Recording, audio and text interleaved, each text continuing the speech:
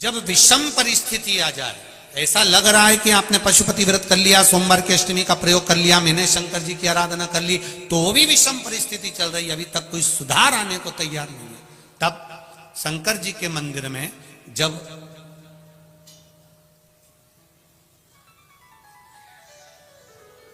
बेलपत्र चढ़ाने के लिए आप जाएं, तब प्रयास करिएगा कि बेलपत्र को, अशोक सुंदरी का स्थान सबको मालूम है ना, बोलो जम के बोलो जरा, मालूम है सबको? अशोक सुंदरी वाली जगह पर बेलपत्री को, डंडी वाली जो जगह है जहां से पानी बहकर जाता है, उधर रखना है। उसी बेलपत्री को वापस उठाना है। शिव जी के शिवलिंग पर जब बेलपत्री रखो तो डंडी का भाग, आप यहां बैठे हो तो डंडी का भाग पीछे की ओर होना चाहिए। शिवलिंग जैसे ये है तो डंडी का भाग पीछे की ओर, उसको रखकर 7 लोटा जल भगवान शंकर पर समर्पित कर दीजिए, अपने भाव को रखते हो। अगर विषम परिस्थिति चल रही है, आपने पशुपति व्रत कर लिया, सोमवार की अष्टमी का कर लिया, उसके बाद भी कार्य नहीं हो रहा, अटक रहा है किसी कारणवश, कोई फाइल मोटी है, थोड़ा समय लग रहा है, तो 7 लोटा जल का प्रयोग करें। धीरे धीरे 7 लोटा जल शिव जी को बाल्टी में भरकर ले जाएं अपने घर से।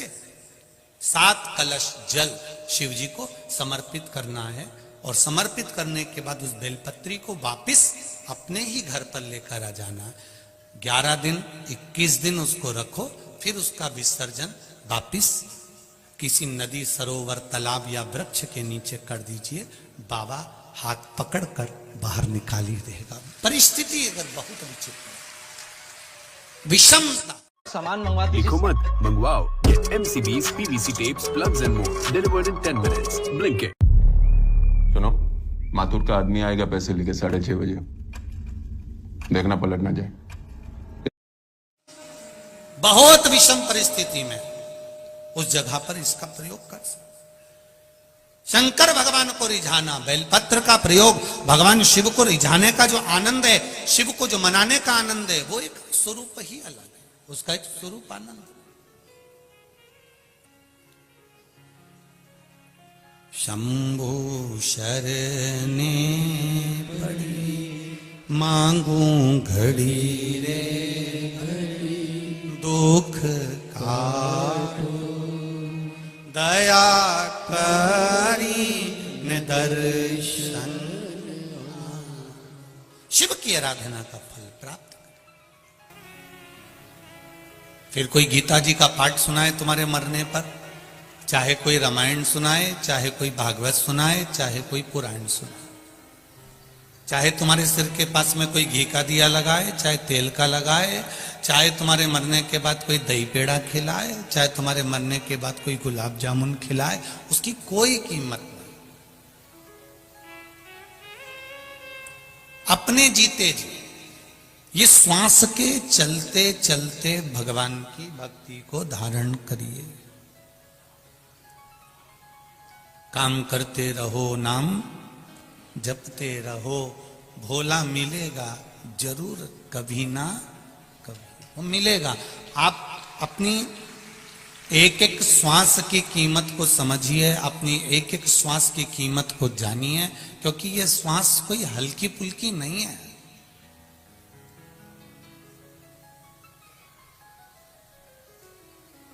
चार बांस, 4 कंधे और 40 कंडे तो कोई भी दे देगा। कितने बांस? जम के बोलो जरा। कई लोग पूछते हैं 4 बांस का क्या लफड़ा है, 2 बांस पे तो जाते हैं। हमने कहा बीज में भी तो लगाए जाते हैं काट के,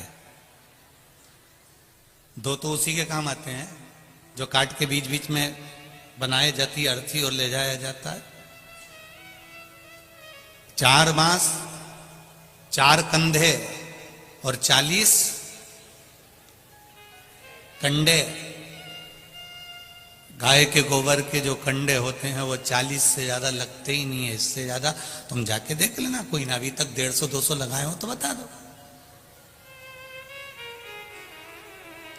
यहां तो अर्थी जलाने वाले, चिता जलाने वाले भी इतने चतुर होते हैं कि वो अंदाजा लगा लेते हैं, अरे हल्की बॉडी है, लिया 2 कुंटल लकड़ी बस बहुत है, और कंडा लिया 25-50 बस बहुत है, हो गया।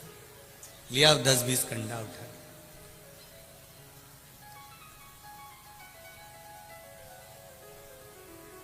पूरी जिंदगी हमने इसी में निकाल दी कि मेरे परिवार वाले मुझे 4 कंधा देंगे, पूरे परिवार वाले मुझे 4 बांस देंगे, पूरे परिवार वाले मुझे 40 कंडे देंगे। ये समझौता करने में हमने अपनी जिंदगी निकाल दी। जोड़ जोड़ के बच्चों के लिए कर दिया और बहुओं के लिए कर दिया, परिवार के लिए कर दिया, पर अपने लिए कभी नहीं करा। वो तो आपको धन्यवाद है, आपने जिंदगी भर जो कमाया, दुकान पर, फैक्ट्री पर, ऑफिस में, नौकरी में, सर्विस में, वो अपने पत्नी और बच्चों के लिए कमाया। पर आज 3 घंटे की ये कथा में बैठकर जो कमा रहे हो, ये अपने लिए कमा रहे हो, किसी दूसरे के लिए कमाई नहीं कर रहे। और इसको भी अपनी सत्यता में जीने का प्रयास है।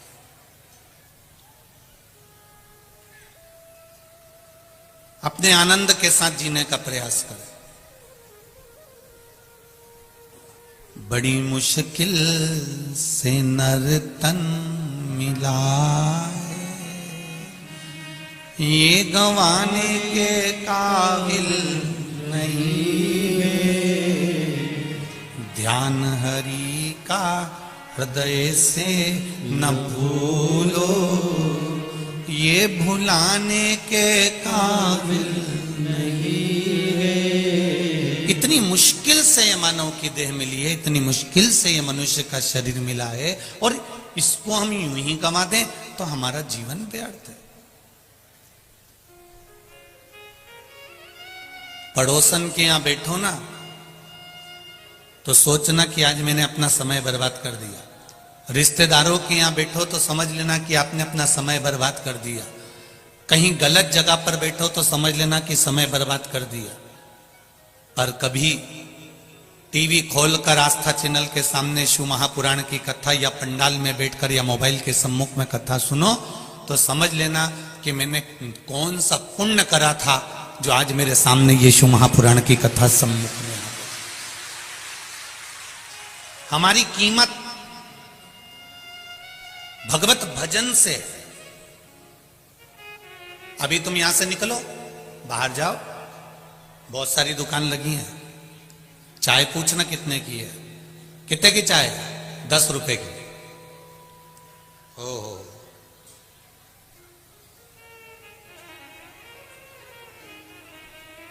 अब तुम जाते जाते बीच में कोई अच्छी होटल मिल जाए, वहां पर रुकना।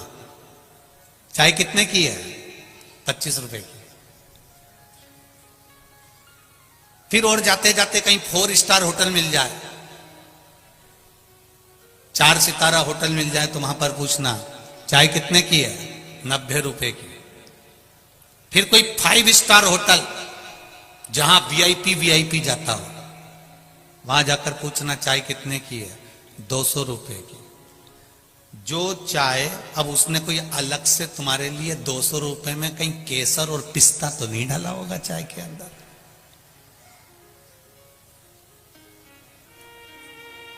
चाय वही है, कप भी वही है, गिलास भी वही है, पीने वाला भी वही है। बस ठेले पर पूछा तो 10 रुपए की थी, होटल में गए तो 25 की हो गई, 4 स्टार होटल में गए तो 90 की हो गई, और 5 स्टार में गए तो जम के बोलो जरा 200 की हो गई। अर्थात चाय वही है, पर चाय की वैल्यू कहां बढ़ी?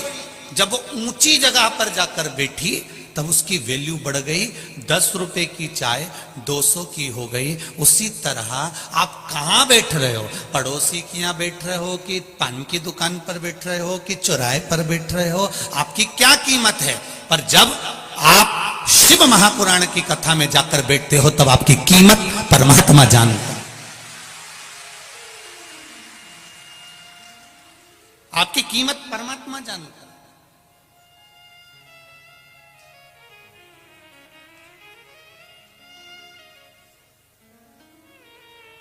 कोई नेता आए तो भी लोगों की व्यवस्था रहती है, कोई राजनेता आए तो भी लोगों की व्यवस्था रहती है, कोई कलाकार आए तो भी लोगों की व्यवस्था रहती है। पर आज अगर किसी रूप में भी यहाँ पर सेवा में आप लोग लगे हुए हो तो जरा भगवान को धन्यवाद देना कि कौन सा पुण्य करा था मैंने, जो मेरी नौकरी को, मेरी सर्विस को इतने साल हो गए पर शिव महापुराण की नौकरी करने की मौका नहीं मिला, और आज भगवान ने शिव पुराण की नौकरी में लगाया। नेता की बहुत करी, अभिनेता की बहुत करी, राजनेताओं की बहुत करी, पर आज तुम शंकर की कर रहे हो, या सीहोर वाले महाराज की नहीं।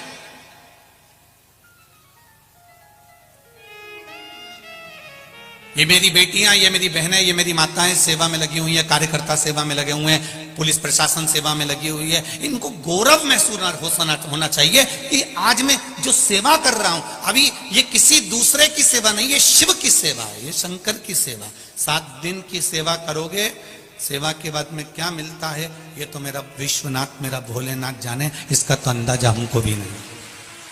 क्या सेवा का फल मिल सकता है ये मेरा शंभू जाने, ये मेरा त्रिकालदर्शी। एक पत्र आया है, देखिए उस पत्र में कोई डॉक्टर साहब ने पत्र लिखा है।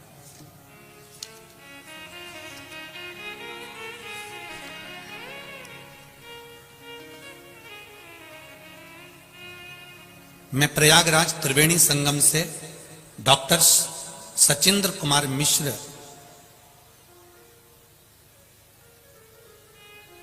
पुत्र श्री कमलेश नारायण जी मिश्र निवासी 94A12 राजीव नगर प्रयागराज से उत्तर प्रदेश से हूं। कहीं बैठे हैं डॉक्टर साहब तो हाथ हिलाइएगा। आप ही हैं? श्री शिवाय नमस्तुभ्यम। आप तो पास में बैठे हैं, माइक दे दूं आपको? दे दो जरा। क्या होता है, दूर कोई बैठा रहता है तो माइक पहुंचने में टाइम लगता है, इसलिए हम लोग नहीं पहुंचाते आजकल।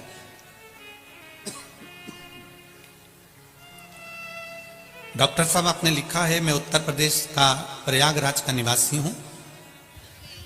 पहले तो मैं आपको नमन करता हूं कि आप प्रयागराज की भूमि से आए हैं, आपको प्रणाम करता हूं मैं। पिताजी भी हमारे आए हैं। पिताजी कहाँ खड़े रहिए। श्री शिवाय नमस्तुभ्यम बाबूजी। आप माताजी, पिताजी। श्री शिवाय नमस्तुभ्यम। आप प्रयागराज की भूमि से आए हैं, त्रिवेणी संगम से आए हैं, गंगा यमुना सरस्वती का जहाँ संगम है, ऐसी पावन धरा को आपको नमन करता हूँ। हमने आपको जल भी भेजा था, गंगा जल भेजा था ट्रेन से बनारस, जब आप जा रहे थे। जी जी। तो मैंने ये भैया है ना, ये फोटोग्राफर, हाँ, इनसे लेटे हनुमान जी का प्रसाद और त्रिवेणी का जल भेजा था। जरूर जरूर, बाबा की कृपा।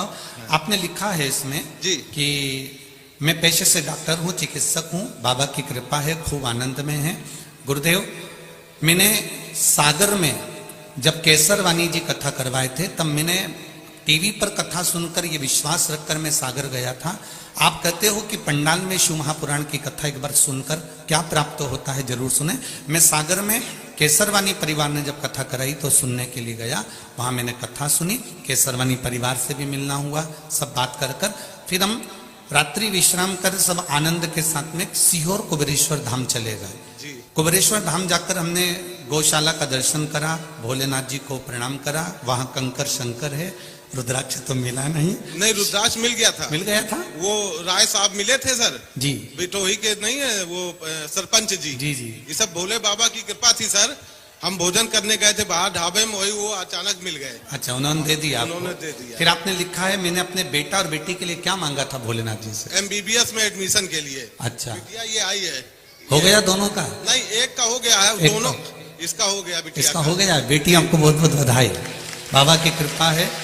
और भाई को जिला जज, छोटे वाले भाई को जिला जज के लिए सीहोर में कह के आया था जी। और वहां से रुद्राक्ष और कंकड़ में शंकर आप कहते हैं, तो मैं वहां से कंकड़ ले आया था जी। और उसी को रोज रुद्राक्ष के जल से स्नान करके पूरे, ये मेरी बहन है छोटी, ये मेरी धर्म पत्नी, बाबा की कृपा है, बड़ी बहन है। अब सब बाबा ने कर दिया, हाथ पकड़ लिया, बस शिव कृपा बनी रहे। आपका आशीर्वाद है। श्री शिवाय नमस्ते। बैठिए बैठिए। हर हर। तो शिव कृपा, शंकर की उदारता, शिव की करुणा। जैसे आपने बेटी के लिए, बेटों के लिए, छोटे भाई के जज के लिए मांगा और बाबा ने हाथ पकड़ा और कृपा करी, ये शिव की कृपा बिना नहीं हो सकता। आप क्या प्राप्त कर रहे हो, आपको क्या मिल रहा है, ये हम नहीं जानते। वो तो आपके पत्र आते हैं तो हमको मालूम पड़ता है, नहीं तो हम तो इतना जानते हैं कि शंकर की कथा कहना है, शंकर की कथा सुनना है और शिव को बाँचना है, शिव को बचवाना है और शिव को ही श्रवण करना है। यहाँ कोई दूसरा है ही नहीं। उसकी कृपा जो है, उसकी करुणा जो है, तेरी कृपा बिना न हिले एक भी अणु, लेते हैं श्वास तेरी कृपा से तनु तनु।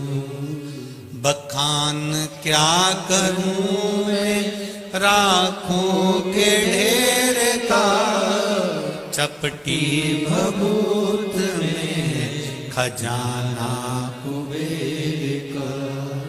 हे गंगधार मुक्ति द्वार ओमकार तू, बोले ओमकार तू। आयो शरण तिहार शंभु तार तार तू। ये शिव कृपा, ये शंकर की उदारता है। शिक्षक आपको शिक्षा देता है,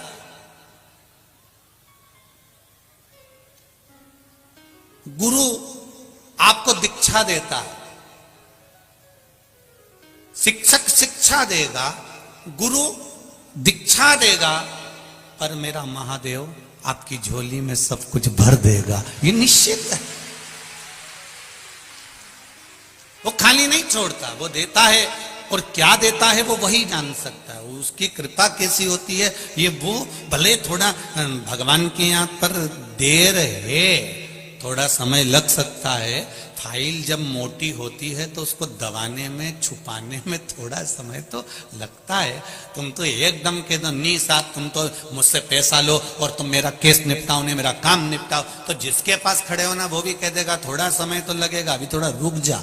एकदम नहीं कर सकता, एकदम कर दिया तो लोग मुझे निगल जाएंगे, इसलिए थोड़ा फाइल को दबाने में छुपाने में थोड़ा समय लगता है। उसी तरह परमात्मा के पास भोलेनाथ जी का हाथ तुमने पकड़ा है, शंकर जी की शरणागति लिए शिव के चरणों में तुम गए हो और तुम्हारा दुख बड़ा भारी है, तुम्हारा कष्ट बड़ा भारी है, पूर्व का किया गया पाप बड़ा भारी है। उस पाप को काटने में शंकर भगवान को भी तो मां बैठे हैं शिव पंचायत में, जैसे हमारे यहाँ पंचायत लगती है तो वहां भी तो पंचायत लगती है, उनको भी तो जवाब देना पड़ता है कि भोलेनाथ जी तुम ये क्या कर रहे हो, ब्रह्मा जी तुम ये क्या कर रहे हो, भगवान विष्णु तुम क्या कर रहे हो। सबके सामने शंकर भगवान को भी जवाब देना पड़ता है कि इसका दुख तुमने कैसे काट दिया, इसकी किस्मत में तो दुख लिखा हुआ था, इसकी किस्मत में तो रोना लिखा हुआ था, इसकी किस्मत में तो ठोकर लिखी हुई थी, फिर आपने इसको कैसे ताड़ दिया। तब शंकर भगवान कहेंगे कि भैया देख फाइल उठा ले, इसने मेरे पशुपति व्रत करे थे, 5 सोमवार आई थी,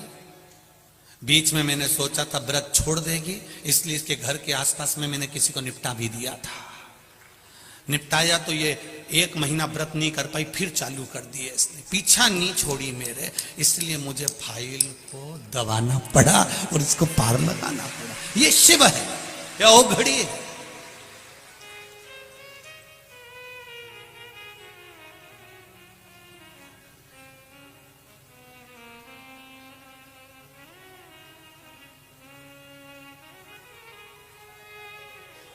एक व्यक्ति वो होता है जो दूध की थैली वाले के यहां जाता है दूध की थैली लेने के लिए, ए भैया दूध की थैली दे दे जरा, 20 रुपए ले, 25 रुपए ले, 50 रुपए ले, दूध की थैली दे।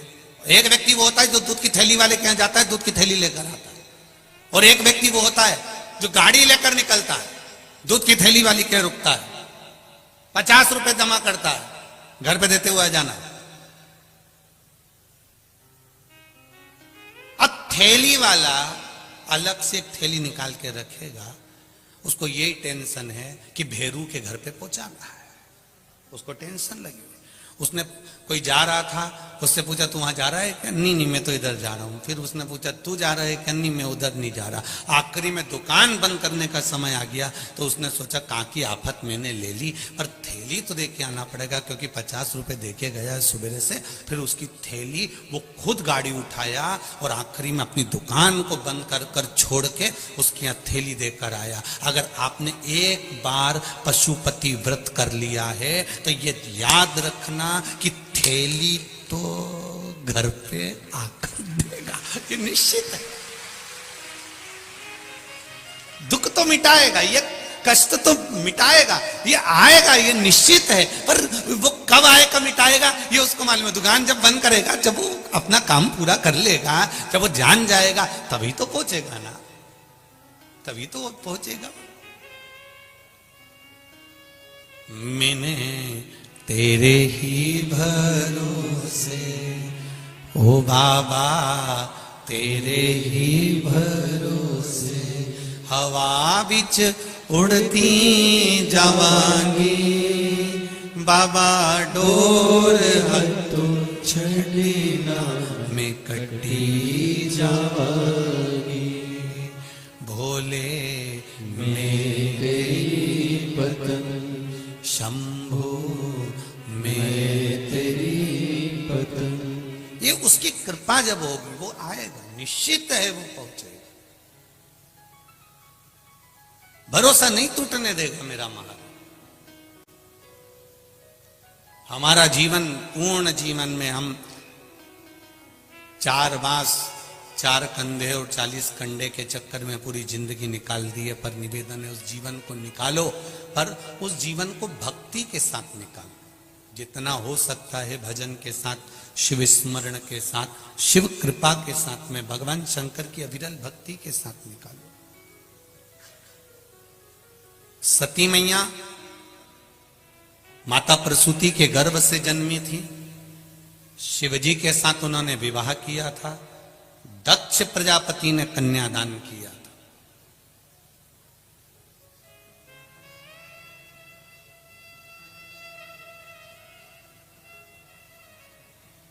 अब दक्ष प्रजापति ने कन्यादान करा, इसके बाद भी अपने जमाई से इतना बैर क्यों है?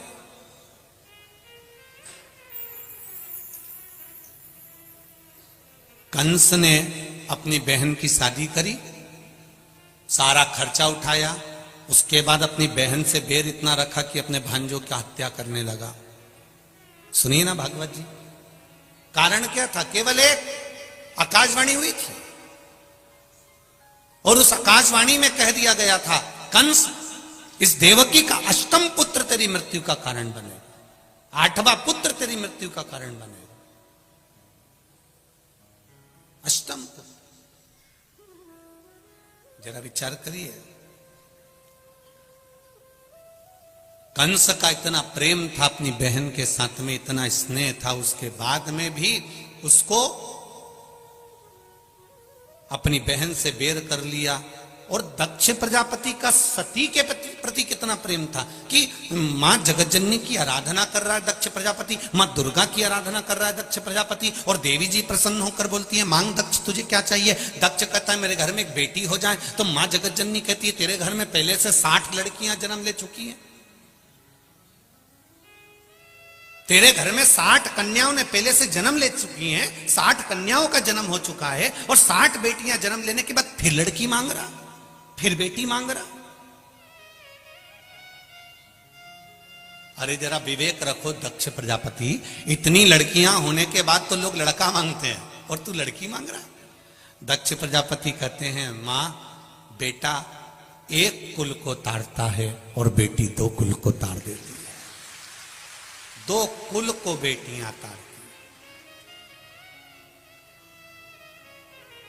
पर मेरा बेटियों से एक निवेदन हर पल, हर घड़ी, हर क्षण रहा है। जिन माता और पिता ने तुम्हारी परवरिश में पूरी जिंदगी निकाल दी, तुम्हें अच्छा कॉलेज, अच्छा स्कूल, अच्छी एजुकेशन दी है, कपड़े पहनने के लिए मना नहीं करा,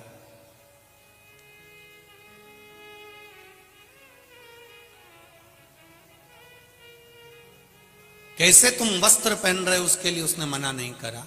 बस मेरा बेटियों से इतना सा निवेदन है कि अपने माता पिता को कन्यादान का मौका जरूर देना, उसको वंचित मत रखो, उसको कन्यादान का मौका दीजिए।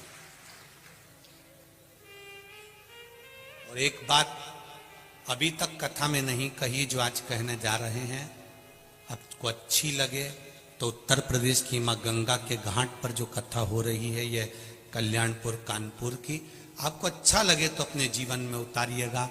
नवयुवक बेटे और बेटियों से निवेदन है, ड्रेस और एड्रेस ये दोनों अगर सही हैं तो आप उन्नति की सीढ़ी पर चढ़ जाओगे।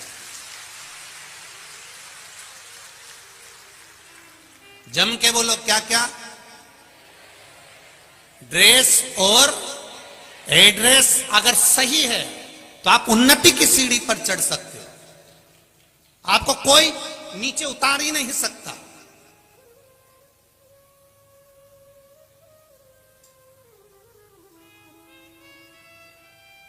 आपका ड्रेस और एड्रेस अच्छा रखिए, सही रखिए, आप उन्नति की सीढ़ी पर चढ़ते जाओगे। आप अगर देखो कोई व्यक्ति अगर एक भजिए की दुकान खोल ले और उसकी ड्रेस इतनी गंदी हो, इतनी गंदी हो, उसके पास में मक्खी भी न कर रही हो, तो तुम में से एक भी उसके पास में भजिया खाने नहीं जाएगा। और अगर वही भजिए की दुकान पर उसने ड्रेस अच्छी पहन के रखी है, भले छोटी सी दुकान है, ठेले की दुकान है, और भोजन बना रहा है, भजिया बना रहा है और कोई मक्खी नहीं और सब अच्छा है, ढेर भीड़ लगी होगी। किसी किसी ठेले पर चाट की दुकान पर ढेर भीड़ लगी होती है क्योंकि वो सफाई से रह रहा। एड्रेस सही हो, ड्रेस सही, आप बढ़ जाओगे। कहां बैठ रहे हो, एड्रेस से मतलब ये होता है कि तुम्हारी बैठक कहां पर है, किसके पास में बैठ रहे हो, कौन के पास बैठ रहे हो, कौन तुमको आड़ी टेढ़ी सलाह दे रहा है, कौन तुमको श्रेष्ठ सलाह दे रहा है, कौन तुमको समझा रहा है। अगर आपका ड्रेस और एड्रेस ठीक है तो आपका हाथ भोलेनाथ पकड़े हुए हैं, आप आगे बढ़ते चले जाओगे। आज कलाकारों ने मुंबई में बैठकर फिल्मों का निर्माण करने वालों ने जिन फिल्मों को बनाया है उसमें सबसे ज्यादा अगर कुछ गलत दिया है तो ये ड्रेस और एड्रेस दोनों बिगाड़ दिया है, जिसके कारण पूरा विश्व, पूरा राष्ट्र आज कर्त की ओर जा रहा है।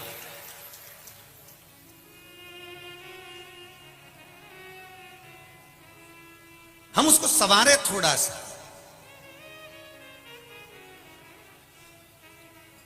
हम उसको जाने।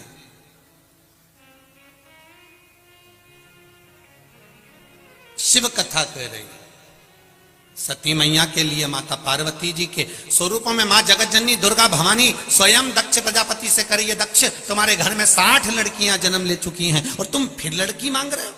दक्ष कहते हैं मुझे बेटा नहीं चाहिए। बेटा अगर घर में हो भी जाएगा तो वो कौन सा मुझे साथ लेगा। तुम्हारे घर में भी तुम्हारा बेटा रह रहा है, तुम्हारे घर में भी तुम्हारा बेटा रह रहा है, शादी हो गई, विवाह हो गया, सब कुछ हो गया, पोता पोती हो गए। मैं एक एक डोकरी अम्माओं से, बुढ़ी बुढ़ी माताओं से पूछना चाहूंगा कि तुम्हारा बेटा और बेटी दोनों की शादी हुई, बेटी पराए घर चली गई, बेटा तुम्हारे पास रह गया। ईमानदारी की बात बताना कि बेटा कितने घंटे तुम्हारे पास बैठकर बात करता है। कम से कम बेटी रोज फोन लगाकर पूछ तो लेती है कि मम्मी तू कैसी है।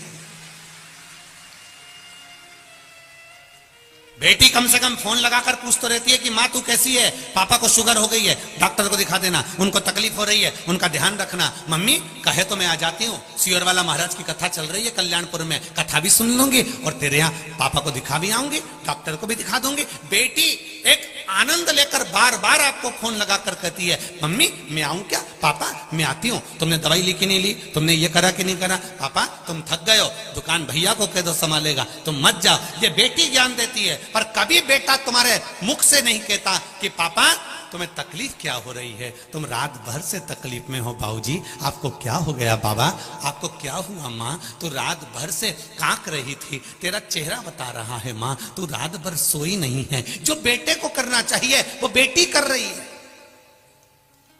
इसलिए दक्ष प्रजापति कर रहे हैं, मुझे बेटा नहीं मुझे बेटी दीजिए, जो पल पल में मेरा साथ देने के लिए कदम से कदम मिलाकर खड़ी रहे, ऐसी बेटी मुझे चाहिए। वो बेटी का मुझे जन्म दे दो। मां जगत जननी दुर्गा भवानी कहती है, दुनिया बेटा मांग रही और तू बेटी मांग रहा है। दक्ष प्रजापति कहते हैं 60 लड़की ने अगर जन्म लिया है तो उसमें दुख की क्या बात है। दुर्गा जी कहती हैं 60 बेटी का विवाह तो करो, मालूम पड़ जाएगा। 60 लड़की का अगर विवाह तो करो, मालूम पड़ जाएगा। दक्ष प्रजापति ने एक शब्द कहा, मैं दुनिया के प्रत्येक बाप से कहना चाहूंगा, पिता से कहना चाहूंगा।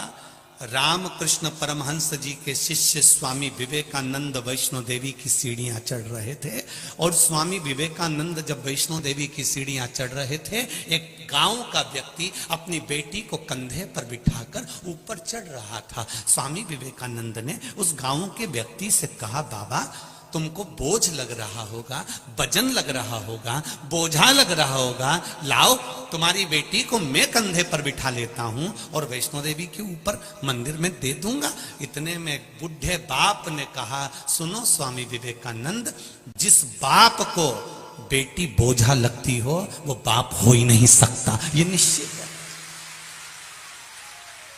बेटी कभी बाप पर बोझा नहीं होती।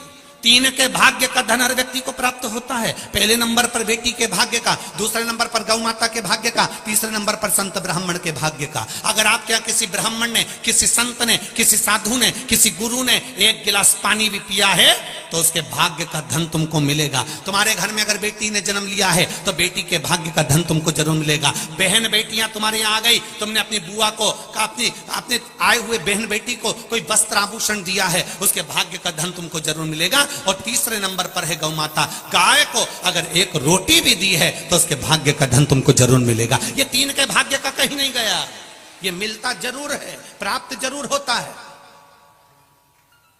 बेटी का शादी आएगा, बेटी का विवाह आएगा, बेटी की विवाह का समय आएगा, कहां से धन आएगा, कैसी शादी होगी। एक लड़के की शादी कर कर देखना और एक लड़की की शादी में टेंशन बहुत रहता है, पर शादी ऐसी होती है कि परिवार वाले भी कहते क्या जोरदार शादी करी, तो लोग भी कह देते पहले का धन दबा के रखा था। अब इनको यह नहीं मालूम कि बेटी तो खुद धन है, उसके चरण की जो पूंजी है, उसके कदम की जो पूंजी है, उसके पांव की जो पूंजी है, जब जन्म ली है, पेट उसने दिया है तो भरण भी वही करेगा। बेटी का जन्म उसने दिया है तो विवाह भी वही करेगा। आप बेटे की चिंता करो, बेटी की चिंता छोड़ दो। वो बस बेटियों से निवेदन है, तुम अपने आप को मजबूत बनाना और किसी आड़े टेढ़े नत्थु खेरे के चक्कर में मत पड़ जाना। बस इतना सा निवेदन है मेरा बेटियों से।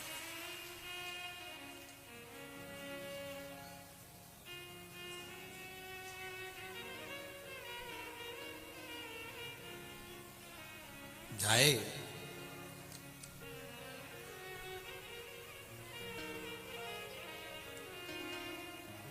एक तेरे ही भरोसे, मैंने तेरे ही भरोसे, हवा बिच उड़ती जावागे, बाबा डोर हत्तो छड़ीना में कटी जावागे, भोले में तेरी पद, शंभो में तेरी पद, हवा बिच उड़ती जावागी, बाबा डोर हत्तो छड़ीना में कटी जावागी, भोले में तेरी पद। शिव कथा कह रही है, शिव कथा वर्णन कर रही है कि सती मैया के लिए देवी जी ने बार बार मना करा पर दक्ष प्रजापति नहीं माने। एक नारी का जो जीवन होता है बड़ा विचित्र होता है। एक स्त्री का जो जीवन होता है बड़ा विचित्र होता है। बहुत कुछ अपने मायके के लिए भी करती है, बहुत कुछ अपने ससुराल के लिए भी करती है।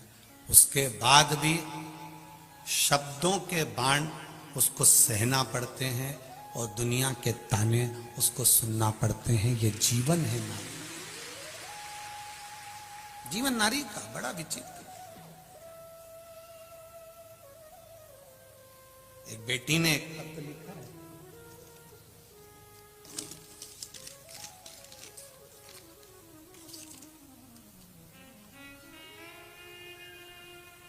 मेरा नाम सरस्वती पटवा है, मैं उन्नाव शुक्लागंज गंगा पार से आई हूं। कहीं बैठी हो सरस्वती जी पटवा तो हाथ जरूर हिलाइएगा। कहीं बैठी हो तो हाथ हिलाइएगा। आप ही हैं, दोनों हाथ हिला देगा। श्री शिवाय। सभी लोग मत हिलाओ, बस केवल जो सरस्वती पटवा है वही हिलाए। हाँ ठीक है, दिख गई हो बेटा। श्री शिवाय नमस्ते। एक बार फिर से हिला दीजिए। श्री शिवाय नमस्ते। मेरा नाम सरस्वती पटवा है, मैं उन्नाव शुक्लागंज गंगा पार से आई हूं। गुरुजी, नारी का जीवन बड़ा विचित्र होता है। तकलीफ आई जीवन में, मेरे 2 गठान 2 ही तरफ हो चुकी थी गुरुदेव। एक 5 mm की थी, एक 4 mm की थी। डॉक्टर ने बोल दिया था, पहले भी 2 बार ऑपरेशन हो चुके हैं, अब हिम्मत नहीं थी कि ऑपरेशन करवाऊं। मैंने सोचा कुछ हो, अब मौत ही क्यों ना आए, क्योंकि 2 बार मैं ऑपरेशन करवा चुकी थी। अब ये तीसरी बार ये 2 गांठ सामने आ गई, फिर गांठ हो गई और वो गांठ ठीक नहीं। बड़े डॉक्टरों को भी दिखाया परंतु उसमें कोई आराम नहीं, ऑपरेशन फिर करवाना। गुरुजी, अगस्त सावन के महीने में मैंने शिव महापुराण की कथा टीवी पर सुनी। 1 लोटा जल चढ़ाना और बेलपत्र चढ़ाना शुरू किया। मैं रोज मंदिर जाती और बाबा जी से कहती, बाबा बहुत दर्द होता है, बहुत तकलीफ में हूं बाबा। सियोर वाला महाराज कहता है कि आप बच्चों की तरह परवरिश करते हो बाबा, मुझे संभाल लो, मुझे बहुत तकलीफ है बाबा। मैं किससे कहूं बाबा, मुझे रोग बड़ा है, कष्ट बहुत है बाबा। अब ऑपरेशन नहीं करा सकती मेरे शरीर का, आप मेरे अंदर की जो गांठें हैं दोनों को गला दो बाबा। गुरुदेव रोज रोती थी बाबा के सामने, ठीक कर दीजिए ना बाबा।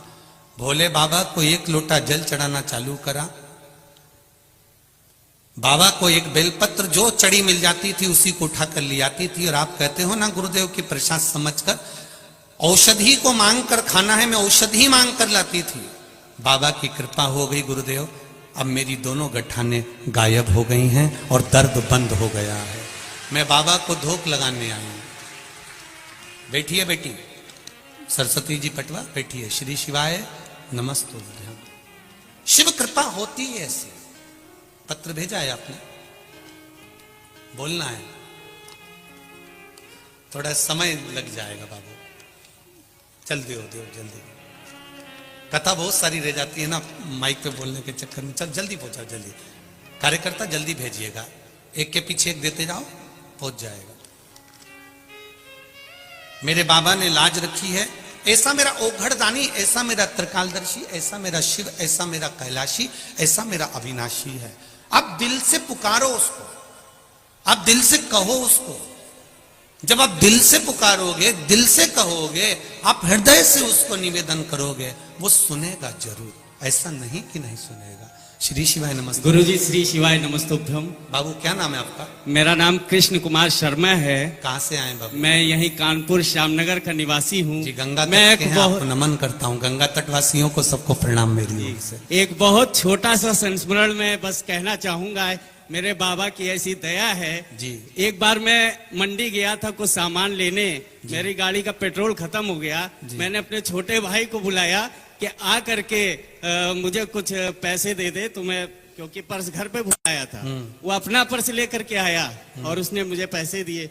मैं चला गया, उसका पर्स वहीं गिर गया कहीं मंडी में ही। जी। मैं घर वापस आ गया। इसके बाद वो ढूंढने लगा कि पर्स कहाँ है। उस पर्स में काफी डॉक्यूमेंट थे, पैसे तो थे ही थे, काफी डॉक्यूमेंट ऑफिस के थे। जी। तो उसी समय ये अष्टमी का व्रत कराया था आपने। सोमवार की अष्टमी का। जी, सोमवार का अष्टमी का, और वो पार्थिव शिवलिंग का निर्माण। अच्छा, पार्थिव शिवलिंग निर्माण। जी, जी जी। वो हमने और मेरी ये पत्नी खड़ी हैं और मम्मी भी हैं। जी, जी। इन लोगों ने सबने मिलकर किया। तो ये लोग तो रोने लगी और भाई रोने लगा कि अब मेरा होगा क्या, कई सालों का डाटा मेरा निकल गया। जी। तो मैं तो गाड़ी निकाल के, मुझे कुछ सूझा नहीं, मैं बाहर चला गया और उसी जगह मैंने कहा ढूंढूं, और रास्ते में एक भोलेनाथ का मंदिर पड़ा। जी। मैंने वहां 2 मिनट खड़े होकर कहा, बाबा अब तो बड़ी बदनामी होगी, क्योंकि घर में माँ ने और पत्नी ने जो आपका अभिषेक चल शिवलिंग रहा है। निर्माण किया है, जी। और इसकी वजह से अब आप जानो, आप ही के ऊपर सारी बात आनी है, निश्चित समझ लो। और मैं तो जा रहा हूं, आप समझो। इतना कहना था, 2 मिनट बाद मेरी पत्नी का फोन आया। जी। और पत्नी कहती है मुझसे, आ जाओ। एक अंकल और एक छोटा बेटा आकर के पर्स दे गए। जय हो शिव। ये बोले की दया है, ये बाबा की कृपा। बोले श्री शिवाय। नमस्ते बेटी है। हर हर महादेव। शर्मा जी बहुत बहुत प्रणाम आपको। ये शिव कृपा है, वो कब अनायासी कृपा कर जाता है पता ही नहीं पड़ता। आप तो उसके मंदिर के सामने खड़े होकर आपने उसको कह दिया कि घर में पार्थिव शिवलिंग का निर्माण हो रहा है, और अगर इतना दुख रहेगा तो संभाले यार, पकड़ लो हाथ त्रिपुरारी, नहीं तो डूब जाऊंगी, हमारा कुछ ना बिगड़ेगा, तुम्हारी शान जाएगी। हमारा क्या बिगड़ने वाला है? सीहोर वाला महाराज तो कथा वाचेगा चले जाएगा, पर नाम तो शंकर का है, शिव ओगढ़ी का है। वो इतना छाती ठोक कर कहता है कि उसकी कथा सुनने पर वो देता जरूर है, छोड़ता नहीं है। फिर कहूंगा उसकी कृपा कोई साधारण नहीं होती। तेरी कृपा बिना न हिले एक भी अणु, लेते हैं श्वास तेरी कृपा से तनु तनु। महाराज कृपा उसकी है। आप पेट की चिंता छोड़कर परमात्मा की चिंता करिए। फिर निवेदन करूंगा, पेट भरने की जवाबदारी उसकी है, वो भरेगा। जब माता दुर्गा भवानी ने बार बार समझाया, मां अम्बे बार बार बोली कि बेटी क्यों, बेटी का जन्म क्यों हो गया, बेटा मांग लो, बेटा मांग लो। नहीं नहीं मां, मुझे बेटी चाहिए, मुझे बेटी चाहिए। ठीक है, मां ने कह दिया तेरे घर में अलग से कौन बेटी देगा? 60 लड़कियां जब तेरे घर में हो चुकी है, अब बेटी नहीं दे सकता परमात्मा। तब भगवान कह रहे हैं कि दक्ष प्रजापति कर रहे हैं एक बेटी और दे दो। तब मां कहती है मैं खुद सती बनकर तेरे घर में जन्म लेने वाली हूं, मैं खुद आ जाऊंगी। अब ध्यान देना जरा कथा की ओर। दक्ष प्रजापति ने मां जगदंबा से खुद बेटी मांगी। बेटी का विवाह भी दक्ष प्रजापति ने धूमधाम से शिव जी के साथ में करा। दक्ष प्रजापति ने बेटी का कन्यादान भी दिल से करा। खूब आनंद के साथ बेटी का विवाह करा। फिर ऐसी कौन सी बात हो गई जो बेटी का जो पति है वो इसको बुरा लगने लगा, दक्ष प्रजापति को बुरा लगने लगा? ऐसा क्या काम हो गया? जब बेटी माता के रूप में आई, दक्ष प्रजापति को मालूम है, मां से बेटी का रूप मांगा, ये भी दक्ष प्रजापति को मालूम है। शिव जी के साथ बेटी भी आई, ये भी मालूम है। फिर आखिर ऐसा कौन सा काम हो गया था, एक कर्म कौन सा हो गया जो जमाई बुरा हो गया?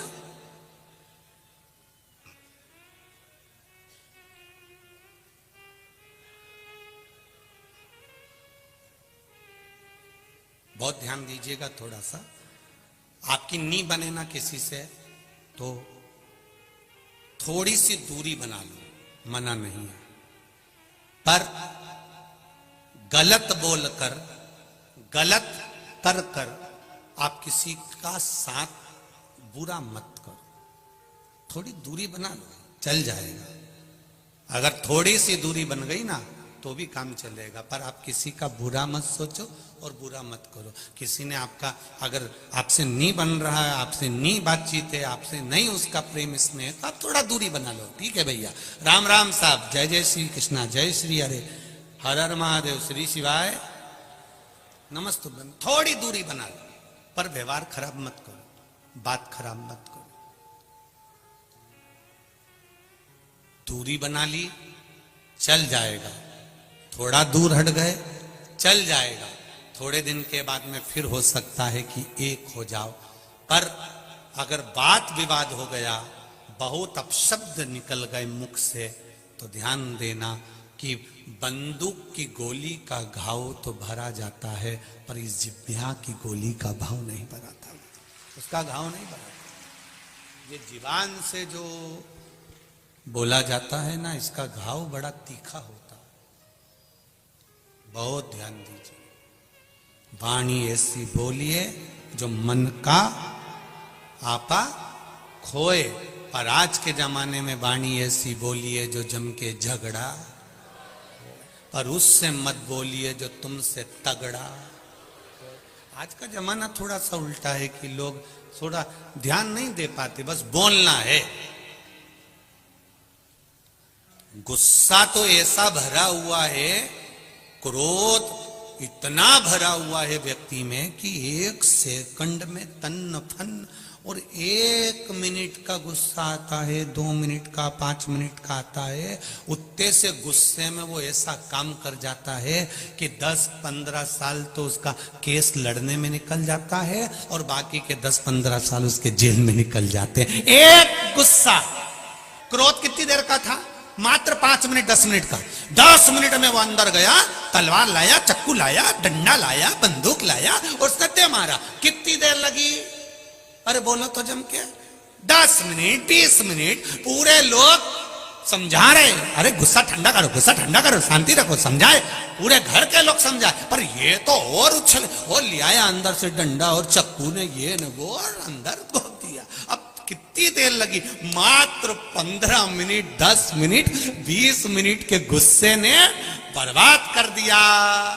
ले गए पकड़ के, 4-5 साल केस चलता रहा, फिर आखिरी में 8-10 साल जेल में पड़े रहे।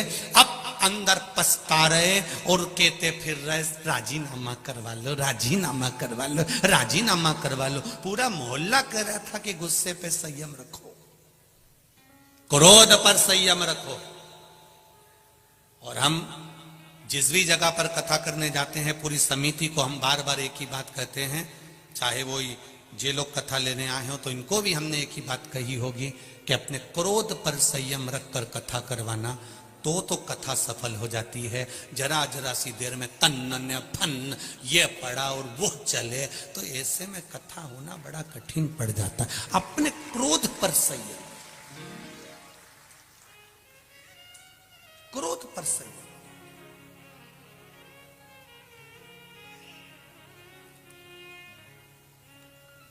बहुत संयम रखना पड़ता है क्रोध।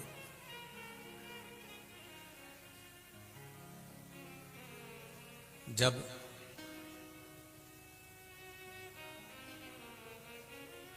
एक संयमित जीवन जियोगे, जब आए क्रोध तो थोड़ी देर के लिए सोचना, अभी रुक जाऊं, तेरे से तो मैं बाद में निपटूंगा, बस इतना बोल दो और चले जाओ। बस गुस्से में आकर कहकर कि तेरे से बाद में निपटूंगा, कल देख तू मेरे पास। और क्रोध को कल पर टाल दो।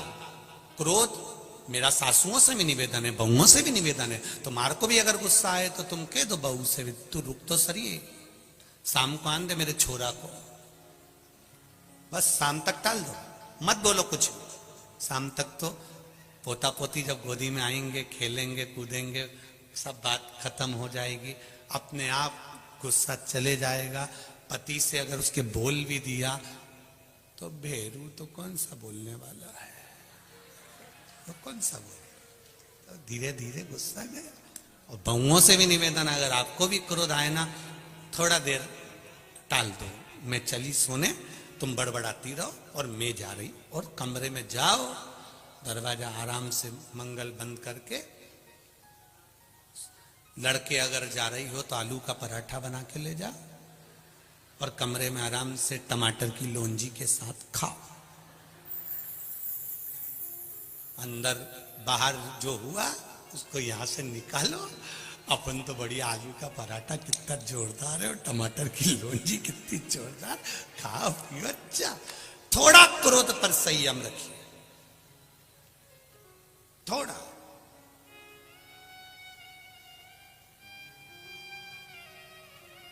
पर महाराज खाए बिना रह जाऊं, आगे बोलना जरा। ये देखो कितनी जल्दी बोली, खाए बिना रह जाऊं पर बोले बिना नहीं रह सकते। बस यही तो आफत है, सबसे बड़ी दिक्कत तो यह जीवान की है।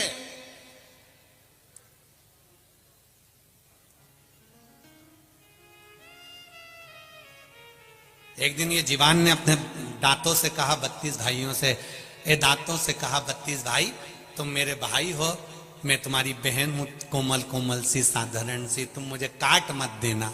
32 दांतों ने कहा बहन हम तेरी सौगंध खाते, हम कभी तुझे नहीं काटेंगे, पर तू कृपा करना किसी से आड़ी टेढ़ी मत बोल देना, नहीं तो 32 भाई 1 मिनट में निपट जाएगा। 1 मिनट नहीं लगेगी और 32 की 32 गायब। तू कृपा करना। पर ये जिभ्या है जो पुजवा देगी और ये जिभ्या है जो दुचवा। ये जीवान बड़ी विचित्र, बड़ी विचित्र।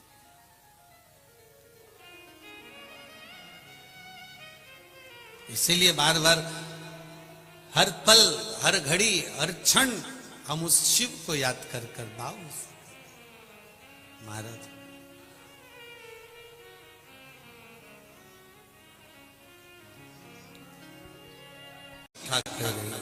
सती मैया भगवान दक्ष प्रजापति के यहां पर जन्म ले ली। दक्ष के घर में, राजा दक्ष के घर में सती माता का जन्म तो हो गया। जन्म लेने के बाद माता सती शिव की आराधना करने लगी। उनका विवाह भगवान शंकर के साथ हो गया। शिव जी के साथ में जब विवाह हो गया, आनंद में रहने लगे सब। अब जरा ध्यान देना कि जमाई बुरा कैसे हो गया वो समझ ले थोड़ा सा। आप बहुत अच्छे हैं, आप बहुत श्रेष्ठ हैं, आप बहुत अच्छे हैं, पर कोई कोई व्यक्ति ऐसा होगा जिसकी निगाह में आप हमेशा बुरे की बुरे ही रहेंगे। आप उसके लिए जान भी निकाल के रख दोगे तो भी उसकी दृष्टि में आप कभी अच्छे नहीं हो सकते। आप अपनी पूरी जिंदगी उसके चरणों में निकाल दोगे तो भी आप अच्छे नहीं हो सकते। एक बार जिसकी दृष्टि में आप बुरे हो गए तो भले तुम पूरा मुंह का निवाला भी दे दोगे तो भी अच्छे नहीं हो सकते, तो भी वो आपका खोट देखेगा ही, बुराई देखेगा। ये निश्चित है। और यदि वो आप में खोट देख रहा है, आप में बुराई देख रहा है और आप उसके लिए अच्छा ही अच्छा कर रहे हैं, करो, मना नहीं है। पर तुम सोचो कि वो तुम्हारी बुराई करना बंद कर दे, वो तुम में बुरा देखना बंद कर दे, वो तुम में गलतियां देखना बंद कर दे, तो ये नहीं हो सकता। क्योंकि परमात्मा ने उसको तुम्हारे लिए पैदा ही इसलिए करा है कि तुम्हारी वो गलतियां छाट डाले।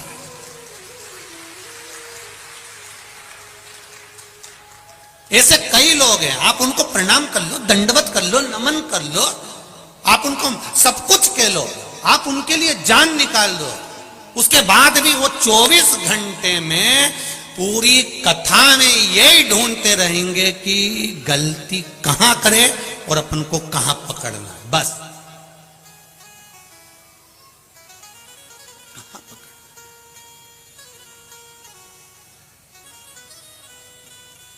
जिस बहू की निगाह में सास बुरी हो गई, जिस सास की निगाह में जो बहू बुरी हो गई, वो बहू बिचारी 24 घंटा भी काम कर लेगी ना तो भी वो बुरी की बुरी ही रहेगी। तुम भले आगे बढ़ बढ़ के सब कर लो, तुम भले शादी में आगे बढ़ बढ़ के काम कर लो, तो भी किसी की निगाह में अगर तुम बुरे हो गए हो तो वो यही देखेगा कि आगे बढ़ बढ़ के काम कर रही, जरूर मायरे में जो साड़ी आ रही होगी ना, दो चार निपटा जाएगी।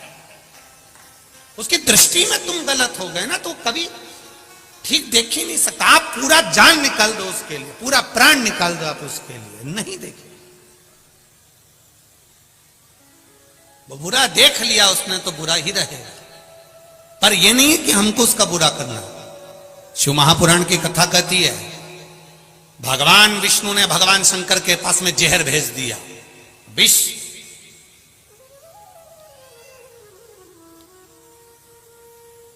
पार्वती जी को बुरा लग गया, वो अमृत पी रहा है और आपके पास जहर भेजा है। देवता 33 कोटि देवी देवता अमृत पिएंगे और आपको जहर। भगवान बोले तो क्या हो गया, जहर भेजा है, पी लेते हैं। आपको मालूम है विष है, विष, मर जाओगे। शंकर भगवान ने अपनी अर्धांगिनी को जो कहा है, संसार की सारी अर्धांगिनियां इस बात को अच्छे से सुन लेना। पार्वती जी कह रही है विष पियोगे मर जाओगे। शंकर भगवान कहते हैं जब मैंने तेरे साथ में 7 फेरे लिए थे, तेरे गले में मंगल सूत्र बांधा था,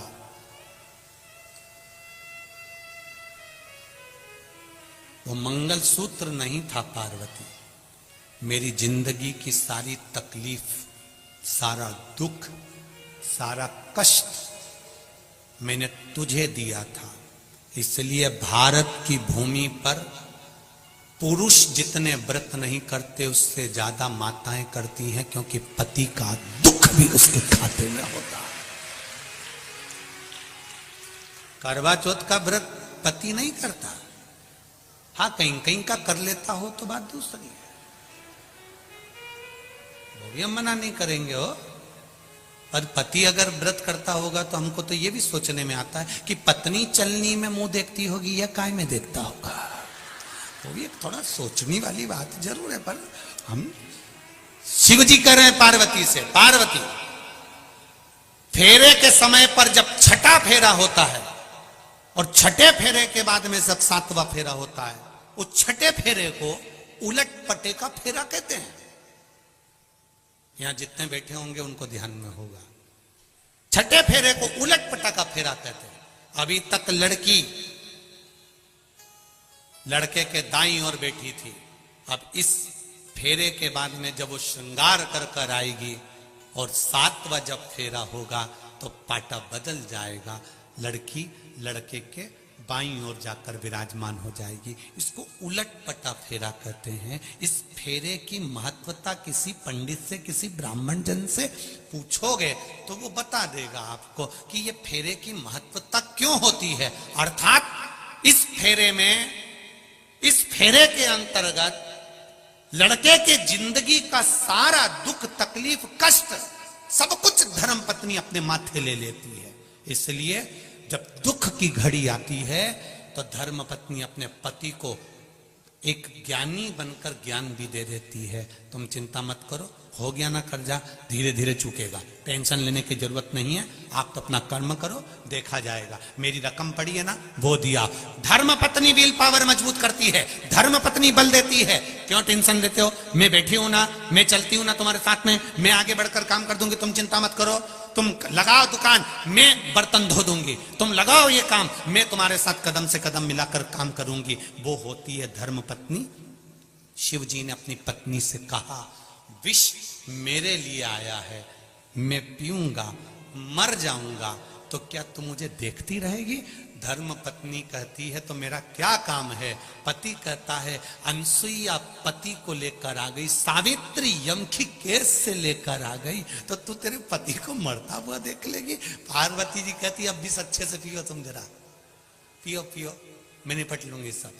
शंकर भगवान ने विष का प्याला लिया, शिव जी ने विष पीना चालू करा, पार्वती मैया श्वास में से प्रवेश कर गई, कंठ पर जाकर बैठ गई, पूरा विष निगल गई, पूरा विष निगल गई।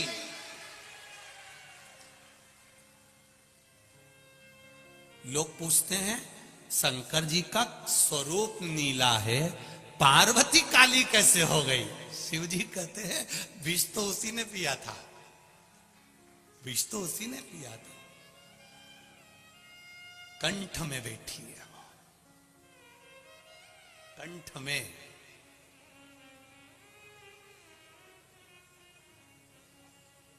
भीतर बैठकर विष शिव जी ने पिया। शंकर जी ने पार्वती से पूछा, पार्वती विष मेरे गले में है। पार्वती जी कहती हैं मैं भी आपके कंठ में ही हूं, आपने मेरे कंठ में मंगल सूत्र बांधा था, आपके कंठ में मैंने माला पहनाई थी, वो माला साधारण नहीं थी, तुम्हारी पार्वती तुम्हारे साथ कदम से कदम मिलाकर खड़ी, कदम से कदम मिलाकर। एक धर्म पत्नी का सबसे बड़ा धर्म है, पति अगर गलत मार्ग पर जा रहा है, व्यसन में जा रहा है, मदिरा पान में जा रहा है, मांसाहार में जा रहा है, जुए में जा रहा है, वेश्यावृत्ति में जा रहा है, धर्म पत्नी का फर्ज है उसको सुधारने का प्रयास करो। ये नहीं कि मायके में जाके बैठ जाऊंगी तो ये सुधर जाएगा। वो सिंदूर चढ़ा हुआ अभी तक बटुक भैरू था, तू गई तो काल भैरव बन जाएगा। उसको सुधारने की जवाबदारी तुम्हारी भी है, उसको संवारने की जवाबदारी तुम्हारी भी है।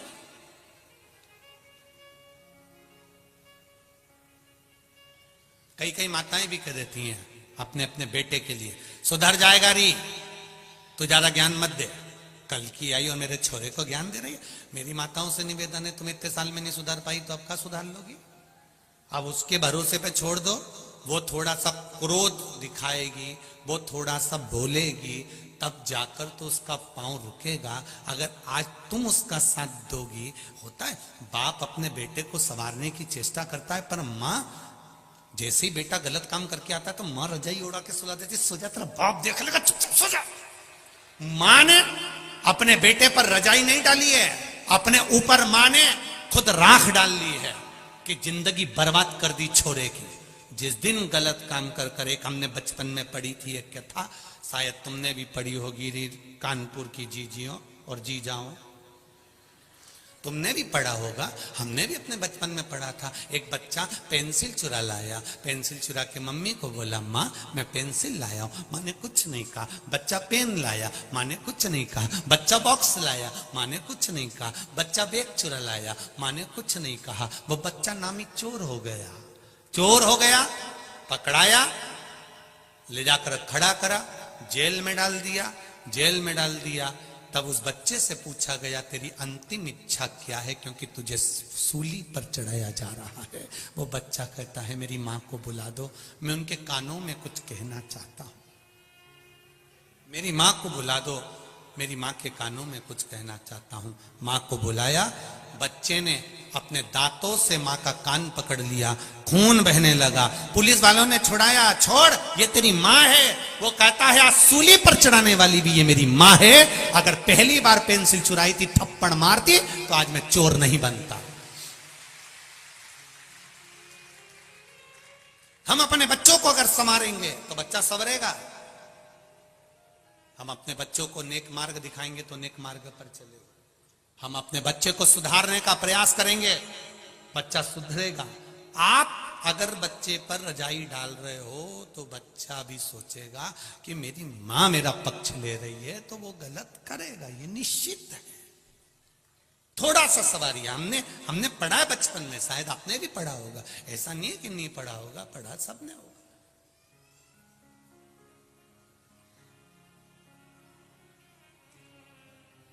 कुछ कुछ चीजें तो अभी तक नहीं भूल पाए हम भी, तुम भी नहीं भूले होगे। मटके की कथा, टम्मक टू रे टम्मक टू, वो भी चलता। कुछ भूले क्या? भले शिव कथा कह रही, सती मैया ने शिवजी से विवाह करा।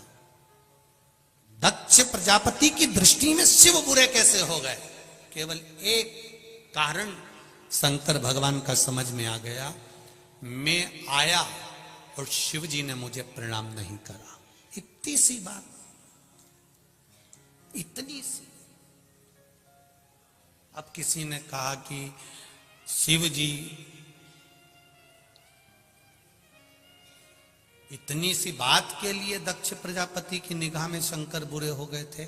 नहीं, शिव बुरे इसलिए हुए क्योंकि दक्ष प्रजापति ने चंद्रदेव को श्राप दिया था, रे चंद्रमा, मेरी बेटी का विवाह तुम्हारे साथ में हुआ है, तुम केवल एक रोहिणी पर ध्यान देते हो, बाकी की बेटियों पर ध्यान नहीं देते। मैं तुम्हें श्राप देता हूं चंद्रमा कि तुम्हें काया का रोग हो जाएगा। चंद्रमा के शरीर में काया का रोग हो गया, काया गल गल के नीचे गिरने लगी, टपक रही है चंद्र की काया। चंद्रदेव की आंख में आंसू आ गए। नारद जी से पूछा, नारद जी मेरी काया का रोग कैसे मिटेगा? नारद जी ने कहा, तुम शंकर भगवान की स्तुति करो, पूजन करो, शिवलिंग का निर्माण करो। शंकर भगवान की पूजन करने से, शिवलिंग के निर्माण से तुम्हें जरूर कुछ ना कुछ प्राप्त होगा, ये निश्चित है। भगवान शंकर औघड़ी दयालु दातार, मेरा कैलाशी, मेरा अविनाशी, मेरा शिव देने में कमी नहीं रखता, उसकी कृपा होना चाहिए।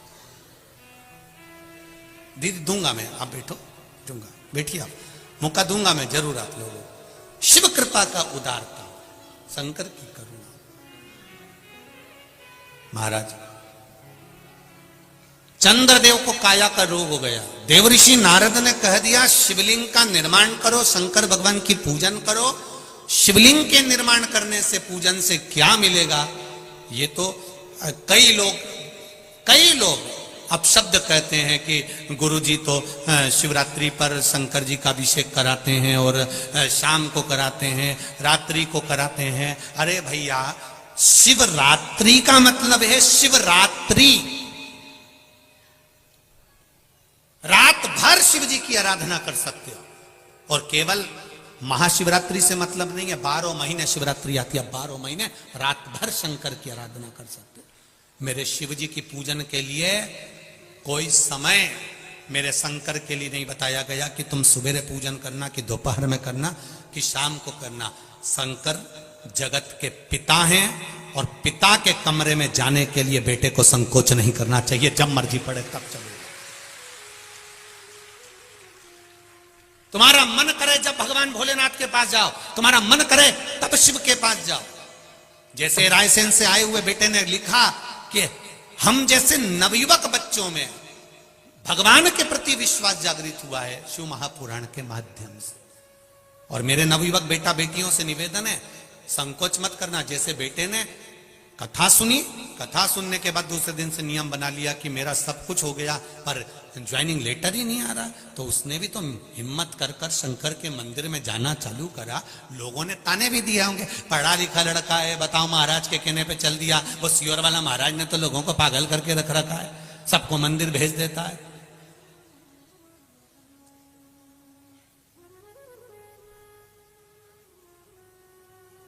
तो उसमें दिक्कत क्या है मंदिर जाने में? शिव मंदिर जाने में तकलीफ क्या है? सियोर वाले महाराज ने ये तो नहीं कहा आप लोगों से कि हमारे यहां आओ। सियोर वाला महाराज तो एक बात जरूर कहता है, कहीं मत जाओ पर शिव के द्वार जरूर जाओ, शंकर के द्वार जाइए, शिव की उदारता जरूर पाइए। आज आप लाखों की संख्या में आए हुए हो, तीसरा दिन है कथा का, बाउंड्री के बाहर लोग खड़े हुए हैं, जहां देखो वहां, जहां मौका मिल रहा है वहां पर बैठकर कथा सुन रहे हो। ये आपकी दृढ़ विश्वास, दृढ़ता, भरोसा ही तो है जो आपको यहां तक लेकर आया है।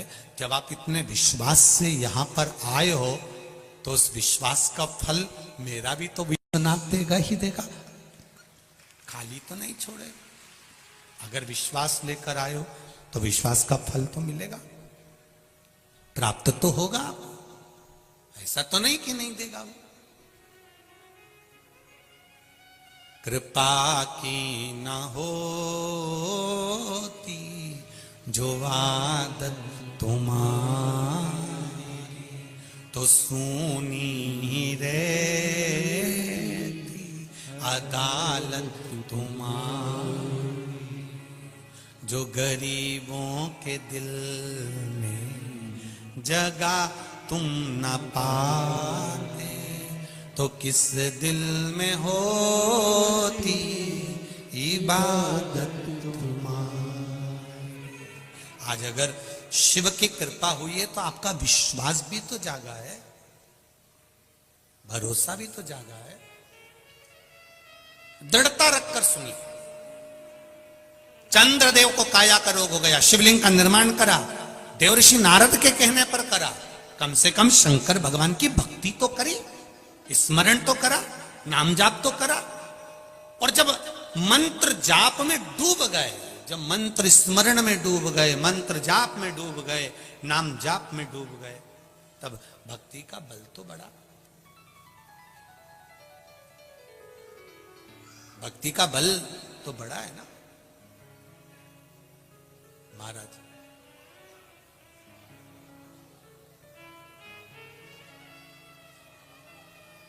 उस भक्ति के बल पर शिव की आराधना। कार्यकर्ता थोड़ा ध्यान दें, पत्रकारों को नीचे घूमने की परमिशन है, वो कहीं पर भी घूम सकते हैं क्योंकि वो पत्रकार है, इसका ध्यान रखें। कोई भी कार्यकर्ताओं को नीचे अगर पत्रकार कहीं से फोटो ले रहे हैं या लिख रहे हैं या बैठे हैं, उनको कोई मना नहीं है। पत्रकारों के लिए ये जागरूकता रहे, कार्यकर्ता इसका स्मरण रखें, क्योंकि वो भी अपना समय निकालकर यहाँ पर फोटोज लेने या लिखने या कथा का स्मरण करने आते हैं। तो पत्रकारों से मेरा निवेदन है, आप लोगों के लिए कोई मना नहीं, कार्यकर्ता भी इस चीज का स्मरण करें।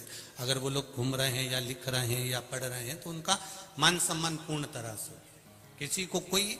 और एक बार का निवेदन आप सबसे है, चाहे कोई वीआईपी हो, वीवीआईपी हो या साधारण सा व्यक्ति हो, एक बार अगर कोई बैठ गया है तो उसको ये ना बोले कि आप इधर बैठो या उधर बैठो। बैठ गया ना, वो शंकर का है, शंकर का रहेगा, वो शिव का है। उसको नहीं मालूम कि आपका वीआईपीपन क्या है, पर वो शंकर का है। इसलिए आपने देखा होगा राम जी की शादी में सारे देवता है, शंकर जी की शादी में पहली पत्रिका ही भूत चुड़ैल को गई थी। तो यहां तो जो आया है वो शंकर का है। और शिव जी की शादी में सबसे आगे देवी देवता आगे थे, पर पीछे तो मेरे महादेव के भक्त थे अड़भंग। उनको कोई मतलब नहीं, उनको तो केवल शिव से मतलब, अड़भंगता है।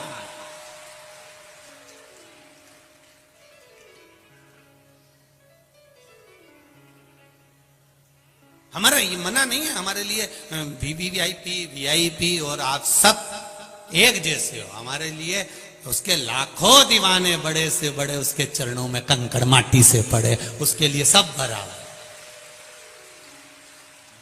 गुलाब जामुन खाओगे तो भी पेट में जाएगी, रबड़ी खाओगे तो भी पेट में जाएगी। हो सकता है तुम्हारे पास में अलग डिपार्टमेंट हो, तुम भेज दो तो वो अलग बात है।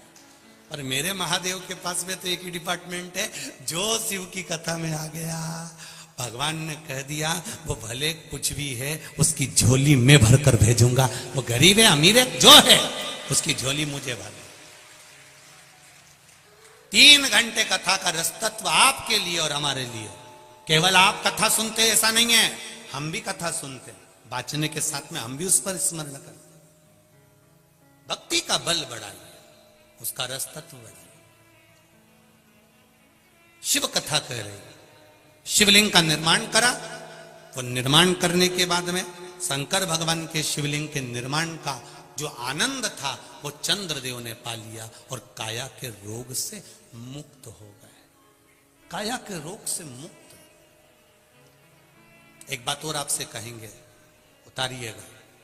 जिसके शरीर में सफेद चमड़ी पड़ने लगती है, चर्म रोग हो जाता है, या चेहरे पर आंख के पास में पूरा कालापन आ जाता है, उसको हमेशा याद रखना है, लाल चंदन का लेपन पीपल के पत्ते पर करिए। काय पर करना है? पीपल के पत्ते पर लाल चंदन का लेपन करिए।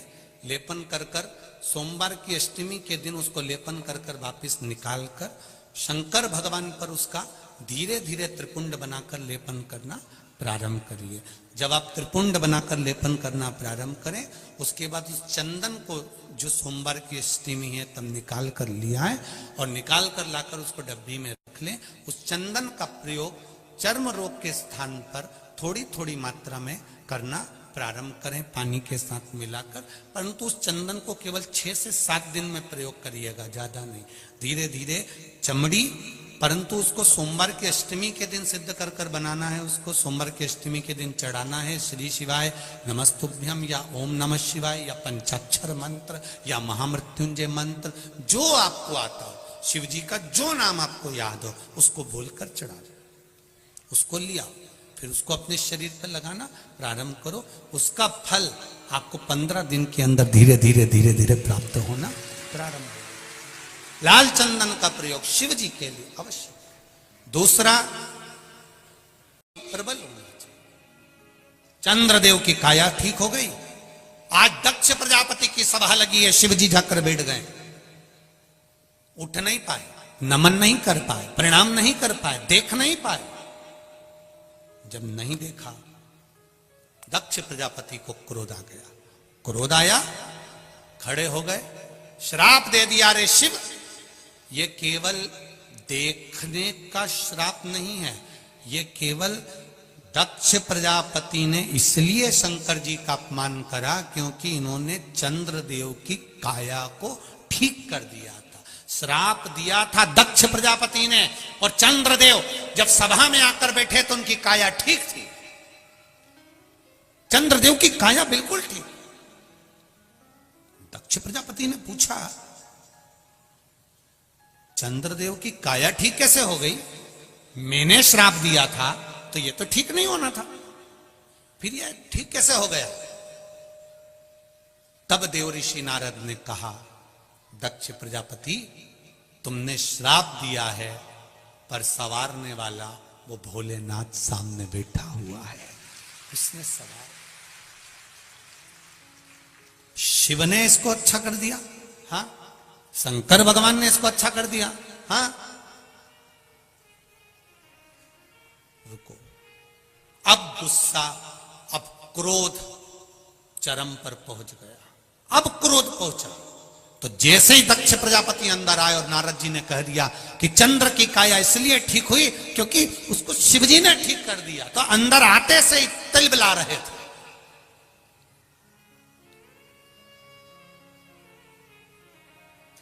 एक बहुत अच्छी बात ध्यान में रखिएगा जरा, कानपुर वालों, एक बात का स्मरण अपने पास में रखिएगा, कभी भी कच्चे कान के मत रहना। कोई अगर तुमको भर दे, कोई तुमको कुछ कह दे, कई लोग ऊंचे ऊंचे पद पर बैठे रहते हैं, बहुत ऊंचे ऊंचे सिंहासन उनके पास में रहते हैं, बहुत ऊंचे पद पर बैठने के बाद भी कोई उनको भर देता है, सर इस व्यक्ति ने तुम्हारे लिए ऐसा किया था, सर की बुद्धि में वो बैठ गई, अब सर उससे बदला लेकर तुरंत ट्रांसफर कर दी है। उससे तुम मिले हो, उसको तुमने जाना है, उसको तुमने समझा है, उससे एक बार दिल से बात तो करो, समझ में आएगा। वो ऐसा नहीं है, समझ में आएगा। किसी के लिए अपशब्द कहने से पहले, किसी को ताना देने से पहले, किसी को गाली देने से पहले, किसी को आड़ा टेढ़ा बोलने से पहले, किसी पर उंगली उठाने से पहले, किसी पर आक्षेप लगाने से पहले एक बार उससे जाकर पर्सनल मिलिए, एक बार जाकर पर्सनल मिलो और अपने पूरे परिवार के साथ मिलो कि व्यक्ति ठीक है कि बुरा है, साथ जाइए उसके मिलने के। देंगे आप बैठो अभी मौका देंगे, पर्सनल मिलिए उसको जाकर आप, और जब आप उसके पास में जाओगे, उससे मिलोगे, अपने दिल की बात कहोगे, अपने चित्त की बात कहोगे, अपने हृदय की बात कहोगे, तब समझ में आएगा कि सामने वाला व्यक्ति कैसा है। मेरा बहू सास की निंदा करती है अपने मायके में जाकर, तो मायके वालों से निवेदन है, सास को बुरा मत मानना, पहले मायके से ससुराल जाओ, बात करो। सास बहू की निंदा करती है तो मेरा निवेदन है पहले बहू से एक बार मिलो। सास बुरी है तो उससे भी मिलने का प्रयास करना, और बहू बुरी है तो उससे भी मिलने का प्रयास करना। जरूर इनमें कुछ ना कुछ अच्छा होगा, ये निश्चित है। हर एक व्यक्ति बुरा नहीं हो सकता, ये निश्चित था। ना सास बुरी है ना बहू बुरी है। हम पहले भी कथा में कहे, कभी व्यक्ति बुरा नहीं होता, व्यक्ति का समय बुरा होता। थोड़ा सा समय गड़बड़ है तो व्यक्ति गड़बड़। बुरा तुम नहीं हो, बुरा तुम्हारा समय है।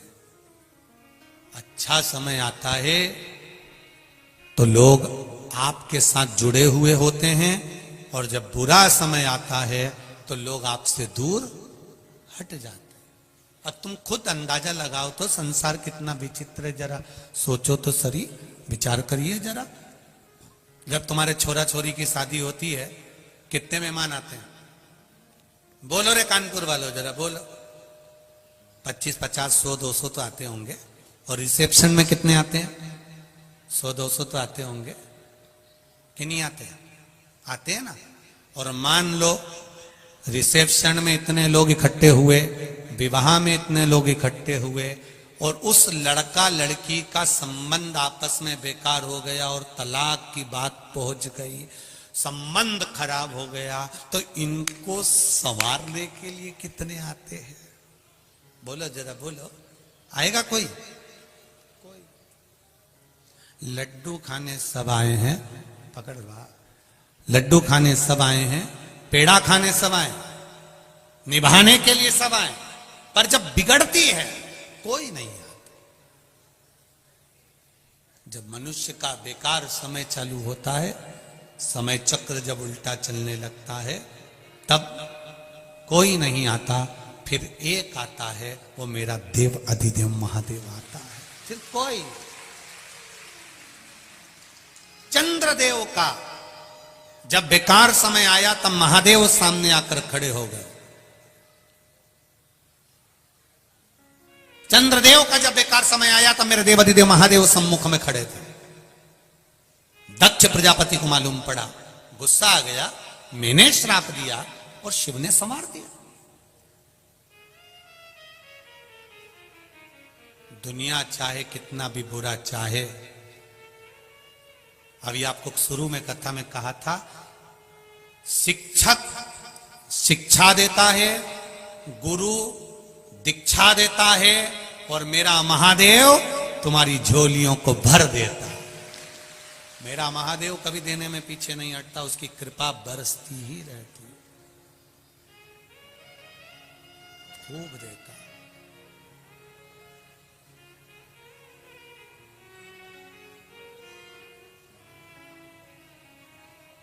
वो देने में पीछे नहीं हटता महाराज। मैं तो तेरा एक दीदार चाहूं, दीवाना तेरा तेरा प्यार चाहूं। भगवान शंकर के मूल मंत्र का स्मरण करेंगे और अपने हृदय की बात बाबा देवाधिदेव महादेव से कहेंगे। बाबा भक्ति और शक्ति का आनंद प्रदान करे। भाव से अपनी जगह पर बैठकर सब प्रेम से बोलिए, श्री शिवा नमस्तु, श्री शिवा नमस्तु, श्री शिवा नमस्तु, श्री शिवा नमस्तु, श्री शिवा नमस्तु। भोला सब दुख काटो मारा, ओ भोला सब दुख काटो मारा। शिव शंकर जपो तेरी माला, भोले बाबा जपो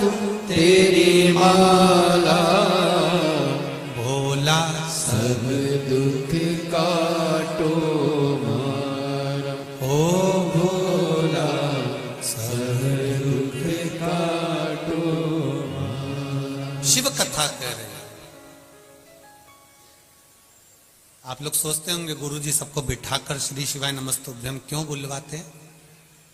आपको पहले भी कथा में कहा, किसी पोहे की दुकान वाले को देखना, पोहा जो रखता है ना वो ऐसे ही नहीं रखता, गरम पानी के भगोने के ऊपर रखता। क्यों? बोलो बोलो जरा जम के बोलो। पोहा गरम बना रहा। आप लोगों को बैठकर भजन करने का, श्री शिवाय नमस्तुभ्यम बोलने का इसलिए कहते हैं जिससे आप बैठकर जब मंत्र का जाप करोगे तो ये निश्चित है आपके जीवन में भी वो बल मिलेगा कि आपका परमात्मा का संबंध जुड़ जाएगा। ये निश्चित था। थोड़ा आनंद की अनुभूति है। शिव सुने आपकी बात, बाबा स्वीकार करे आपकी बात, इसलिए बैठकर श्री शिवाय, और ऐसा नहीं नमस्तुभ्यम ये 5 बार बोलने के बाद अपने हृदय की बात भी बोलना है आपको बाबा को। इसलिए हम सबकी तरफ से एक साथ बोल देते हैं, भोला सब दुख, जरा जम के बोलो, भोला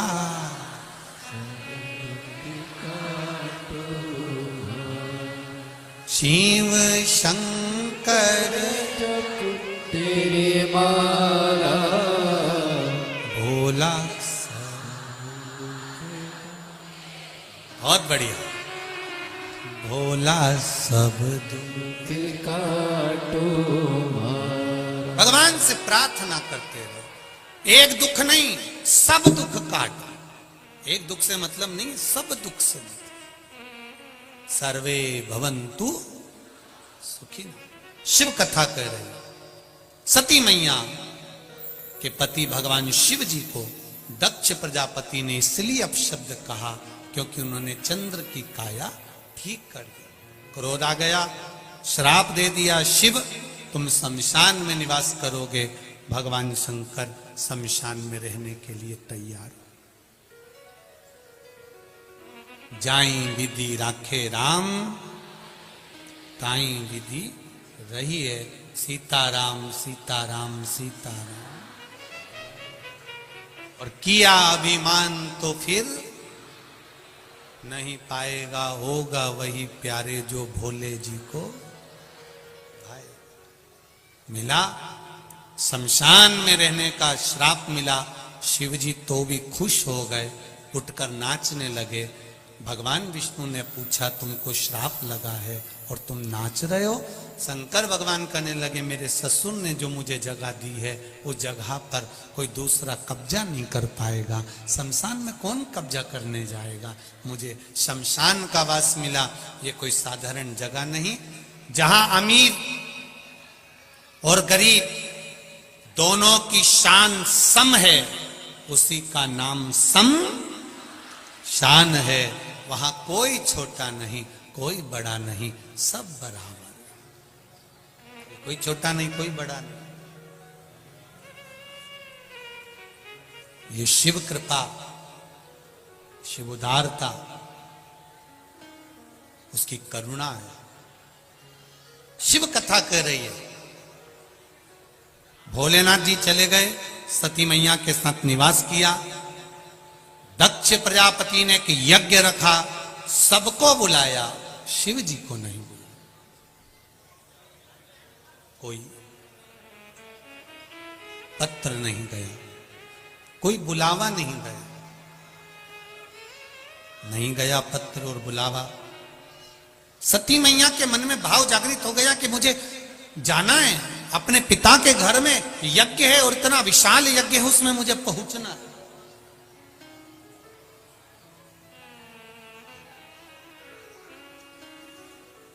मेरे पिता के घर के यज्ञ में मुझे जाने के लिए आतुर हो।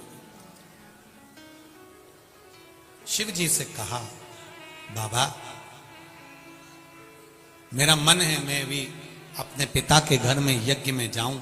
शिव जी ने समझाया, सुनो सती, तुम्हारे पिताजी ने सबको बुलाया है पर मुझे नहीं, इसलिए जाकर क्या करोगी? यहीं पर श्रेष्ठता है सती, आप रुको यहीं, आप यहीं। सती मैया नहीं मानी, जाने के लिए आतुर था। मायके जाए बेटी मना नहीं है, बेटियां अपने मायके जाएं, अपने पापा मम्मी के घर जाएं, मना नहीं, अपने पिताजी के यहाँ अपनी माता जी के यहाँ जाए, मना नहीं है, पर उस जगह पर ना जाए जिस जगह पर सम्मान अपने पति का ना। अगर अपने पति के लिए अपशब्द बोला जा रहा है, आड़ा टेढ़ा कहा जा रहा है, तो वहां जाने की कोई श्रेष्ठता नहीं है। वहां जाकर फिर करोगे क्या? उसकी श्रेष्ठता समाप्त है। जाओ पिता के घर में, जाना चाहिए। जब तक माँ बाप जिंदा हैं, जब तक माता पिता जीवित हैं, तब तक बेटियां मायके आती हैं, और जिस दिन माँ बाप चले जाते हैं तो बेटियां भी मायके आना बंद कर देती हैं, फिर वो अपने घर पर रहती हैं। माता पिता के रहने से बेटियां आती, जब माता पिता नहीं रहते तो बेटियां भी नहीं। क्या करेंगे आके हम? महाराज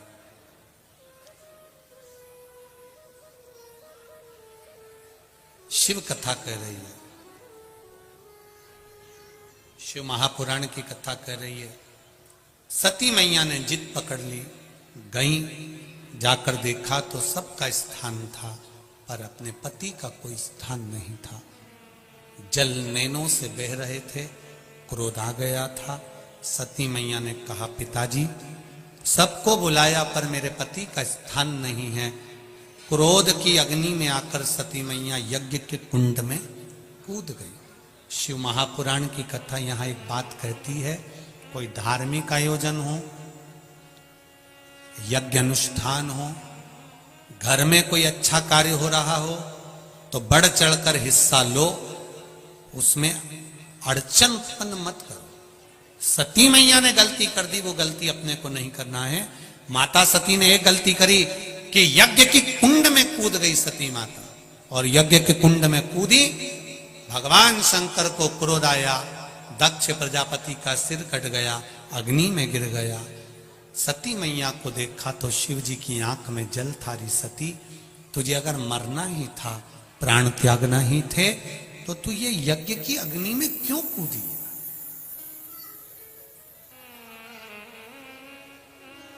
यज्ञ कुंड में कूदना यह श्रेष्ठता नहीं है।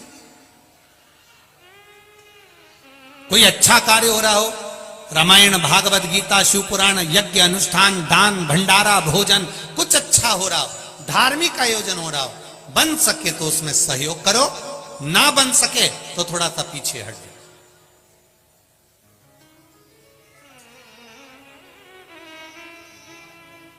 अच्छे कार्य में अपने हाथ को आगे बढ़ाओ, पर अच्छे कार्य में अपनी पांव मत अड़ाओ, अपनी टांग मत अड़ाओ। शिव कथा कह रही है, भगवान शंकर का गुणगान कर रही है। सती मैया जलकर भस्म हो गई। शिव जी ने कहा, सती तू यज्ञ की अग्नि में कूद कर अपने प्राणों को त्यागी है, इसलिए मैं तुझे कहता हूं सती, तू कोयल की योनि पाएगी। और जब 2 अधिक होंगे, 2 आषाढ़ पड़ेंगे, अधिक मास में जब 2 आषाढ़ पड़ेंगे, तब तू मेरा पूजन अर्चना करेगी, और पूजन अर्चना करेगी तब उस योनि से छूटेगी। हमारे यहाँ पर आषाढ़ के 2, हम उसको कोकिला अधिक मास कहते हैं।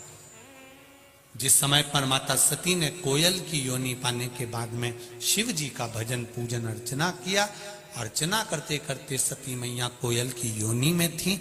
2 आषाढ़ पड़ने पर, 2 अधिक मास पड़ने पर, अधिक मास में 2 आषाढ़ पड़े, तब उन्होंने शिव अर्चना में अपना मन लगाया। कोयल बनकर अपनी चोंच में पानी भरती थी, पंख पर पानी लगाती थी और शिव जी पर जाकर झड़ा देती थी। शिव नाम का गुणगान करती थी कोयल की योनि में भी। कोयल की योनि पाने पर भी शिव नाम का गुणगान करती। बहुत ध्यान दीजिएगा, आज अगर संसार सागर में शिव महापुराण की कथा मिल रही है, आज आस्था चैनल के माध्यम से, फेसबुक के माध्यम से, यूट्यूब के माध्यम से, और अपन कानपुर की इस पावन धरा पर कल्याणपुर में बैठकर कथा सुन रहे हैं तो समझ लेना हमारी ना जाने कितनी योनियां सुधर गई होंगी, तब जाकर हमें ये शिव पुराण की कथा, तब जाकर हमारे जीवन में शिव तत्व प्राप्त हुआ है, शंकर का अनुमोदन हुआ है, शिव महापुराण मिली है सहजता से। शिव कथा कह रहे, भगवान शंकर का संवाद कराए, आनंदमय लीला कर रही है। कोयल की योनि से माता सती छूट गई, हिमालय राज की कन्या पार्वती के नाम से विख्यात हो गई। जन्म लिया, देवऋषि नारद ने उनका जन्म वर्णन कर दिया कि इसको तो दुख मिलेगा, पति नग्न वेशधारी मिलेगा, मृग चर्म लपेटने वाला, भस्म रमाने वाला, जटाजूट बांधने वाला। तब देवऋषि नारद ने कहा ऐसा पति मिलेगा। तब माता मैनावती ने कहा मैं बेटी का विवाह नहीं करूंगी। हिमालय राज ने भी कह दिया ऐसे घर में बेटी क्या देना। आज आप सबसे एक ही निवेदन करना चाहेंगे हम कि बहुत बड़ा पेट्रोल पंप देखकर या बहुत बड़ा गाड़ी बंगला देखकर या बहुत जागीर देखकर बेटी को नहीं बिहाना। बेटी को यह देखकर बिहाना कि लड़का सही हो, कोई गलत व्यसन में ना डूबा हुआ हो, जो आपकी बेटी का आदर कर सके, बेटी का सम्मान कर सके, बेटी का आदर और सम्मानजनक शब्दों से संबोधन कर सके। वरना बेटी अगर जाकर अच्छे बहुत पैसे वालों के यहाँ दे दो और बेटी को रोना पड़े तो वो फिर कन्यादान का कोई महत्व नहीं है। उस कन्यादान की कोई महत्वता नहीं है। उस बेटी को सुख रहना चाहिए और वाणी का सुख मूल हो। शिव महापुराण की कथा कहती है अगर किसी नारी का गर्भ 2-3 महीने का होकर या 2-4 महीने का होने के बाद अगर गर्भ अवर्षण हो जाता है, बच्चा नहीं दे पाता है, फिर बच्चा ठहरता है, फिर बच्चा चले जाता है, गर्भ ठहर ही नहीं पाता है, उस नारी को नंदीश्वर महादेव का स्मरण करना चाहिए।